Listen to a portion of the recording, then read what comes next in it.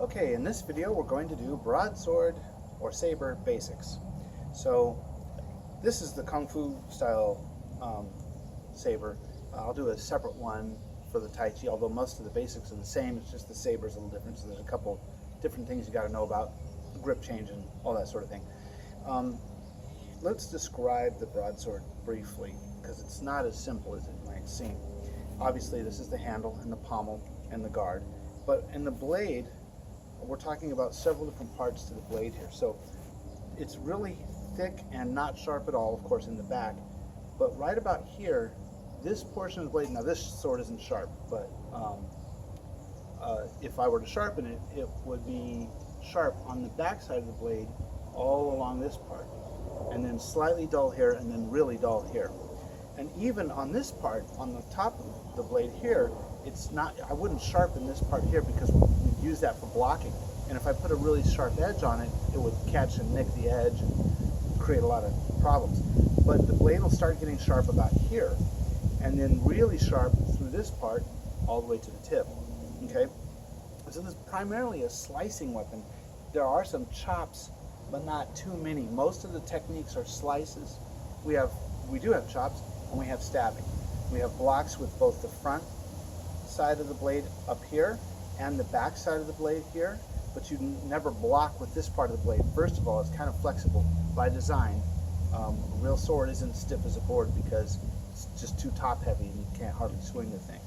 So you wouldn't block with this part because there's too much chance of nicking the edge or breaking the sword. So all the blocks are done up here.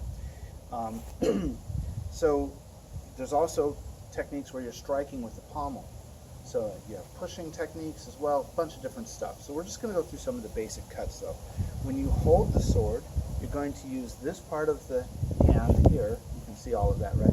Okay, you're going to use this part of the hand onto the back of the handle as close to the guard as you can get it. So you're not holding the sword back here. It's going to be this way. And you're wrapping your index finger around and closing your thumb over the top of the index finger. So this is how we hold a straight sword, this is how we hold a staff, this is how we hold a saber, this is how we hold a spear, this is how we hold our cup of tea. It's just everything. And then the other fingers come around and close in.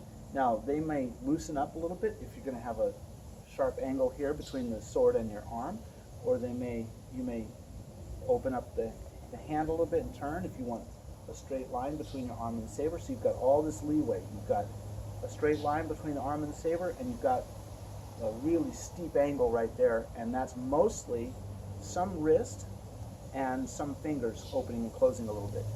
We don't open up usually in the saber the way we would in a straight sword though, like that. You're never going to quite open up all the way. Most of the cuts with the saber are you lock your wrist in position so that you've got an angle, like a 90-degree angle between your arm and the back of the blade, and then you turn your body to get the cut. You're not moving your arm like this, okay? The whole body will turn to get the cut. So you can see how you can turn my feet. Really important thing about these slices is that if you're going fast, there's a point where the momentum of the cut's going to turn the blade over, and you're going to turn your hand over so that you can do a reverse cut coming the other way. And what's important about this is that you don't turn it over too soon, like here, because then you haven't cut. If I'm cutting something that's right there, the sword needs to move all the way through that on plane before I can let it break and turn over. If I turn it too soon, I've just hit something with the side of my blade. I haven't cut it at all. So it's here, turning the body, and then allow the wrist to loosen up, and the momentum will carry the sword around on that same level. So the other thing I'm not doing is I'm not coming here and then trying to pick the sword up off of its plane of momentum. Okay? It stays on the plane of momentum, and then when it comes back the other way, again, all the way through the target, all the way through the target, and then on the plane of momentum, let the wrist turn over. And so you can't have a death grip on the thing, because if you do, you'll be taking it up off the, you'll be fighting with the cut. So you, nice and easy. It's a good grip, but it's not a death grip, right? And turn the body like that. You can see how that's flat. Wouldn't, but you should be able to put a teacup on there and not spill it. Of course, going that fast, you will. But if you were to go slow, you wouldn't want to spill that teacup. Okay? So these are horizontal. You can have a downward vertical, or a downward angle, sorry. It's the same motion, it's just you're changing the height of your hand, coming down at an angle. Same principle applies. You don't turn the blade over too soon. I don't know if you can see that on camera. Don't turn it over too soon. Get through the target and then allow the momentum. And you can go downward this way. Same thing. This comes down. And then I'm allowing the momentum to carry the sword. So angle downwards. Turning the body. Angle upwards. Same thing. You've got to get through the target and allow the momentum and upward. Turn the body. Turn the body. Okay?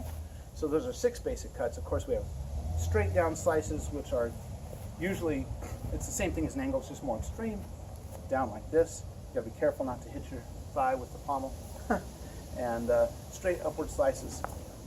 Usually you have to turn your body to the side to get that to come in. And that's usually coming all the way around for another technique afterward. So practice the main 6. Horizontal, across, and this way. Downward angle, upward angle, upward angle. Okay? The other thing we're going to talk about in this video is chopping. Okay, so chopping is not quite as simple as it seems. I don't like just plunk like that. It's more like a little bit of a push through. So you're letting the weight of the sword certainly bring it down. But then, right towards the end, I'm extending a little bit, just a hair. Or, I'm pulling back just a hair. So there is a little bit of a slice on the end of that shot. Okay? That's going to make the movement a little more smooth. And so, there. I don't know if you can see that at that speed, but it's there. Like this. Or, but it's not just straight up and down. Okay? There's not a whole lot else to say about that. That's just the technique. Stabbing is pretty much from the hip. It's same body mechanics as you would punch.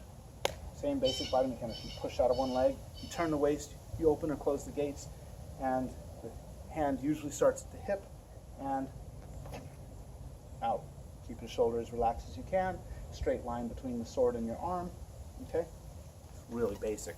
There's nothing really hard about any of that. Actually, the hardest thing is when you're going fast, is not to turn the sword over too soon on your slices. And that's a mistake I see all the time, even with advanced level practitioners competing in advanced divisions at tournaments. Is always, I call it spanking. So you can pay attention to the sound. So I'll do this incorrectly. It makes a whooshing noise when you turn the saber over, because you're pushing a lot of air. So if I do it and I turn the saber over here, the sound is, I'll hear the sound coming from right in front of me, which is wrong. And probably the camera's not picking that up, but what you want to hear when you do it fast is you want to hear the whooshing sound come from your side. So over here and over here, not right in front. That's how you know you did it right. That's how I know if you did it right too. Because if you're moving fast, it's really hard to see. So I listen for the sound of it.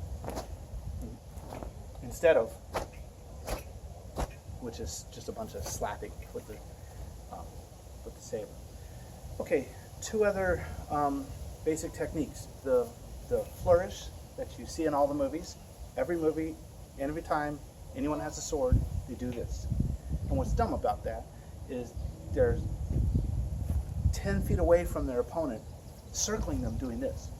Like that's a cool thing. That's not what it's for. That's a low block against a pole weapon or a sword that's trying to stick you in the knee, or the thigh, which is a bad place to be stuck. So it's a block there. So when we're doing that, there has to be an intent to block. It's not just that. That's not good enough. because that's just spinning the sword. And you notice my hand's wide open.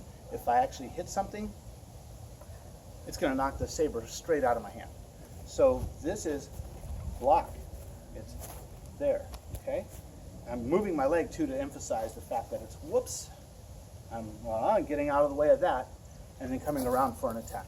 Okay, so you practice that. You don't open your hand wide up like this. You want to keep this grip. That's what keeps your sword from flying out. And your fingers only open up just to facilitate that. These fingers only open up a little bit, so it's there. Okay, and then bring it up. Okay, you don't have to do the step just to practice it, but you can see my hand doesn't open totally. All right, so there's that.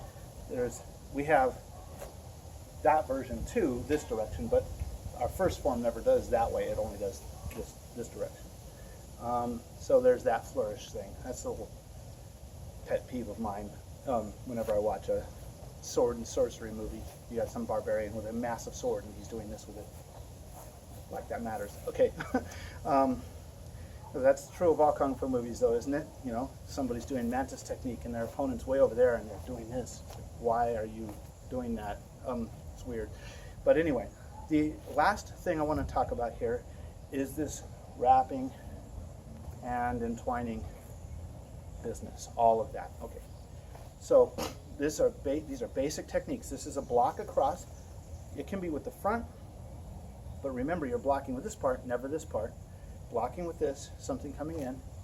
I'm going to get rid of this flag for a second so you can see better.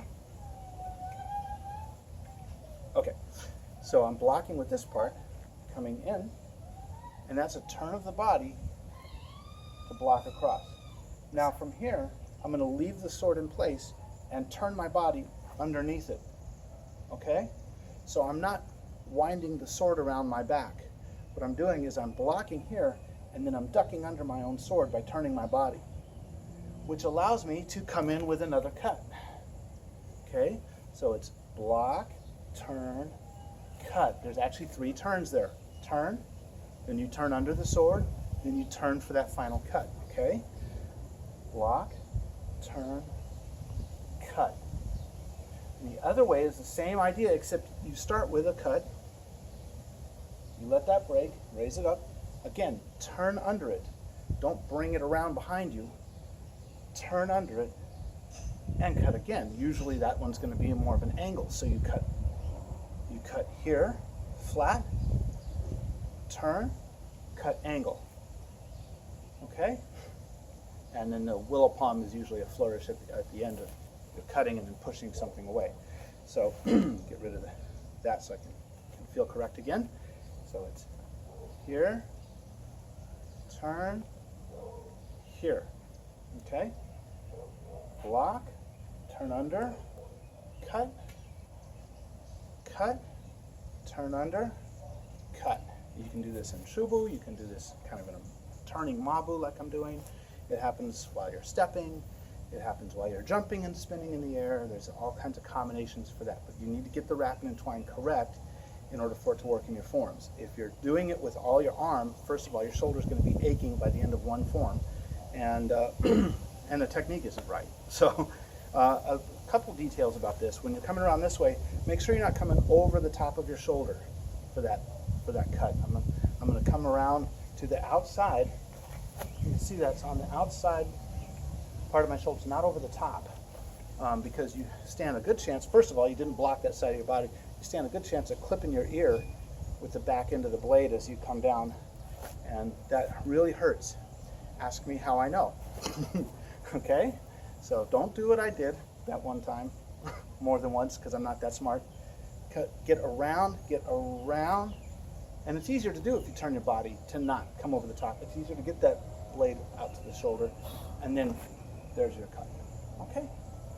So there's your Saber basics. At least there's some of them. There's other techniques, but you'll get those in the course of learning the form. So, all right.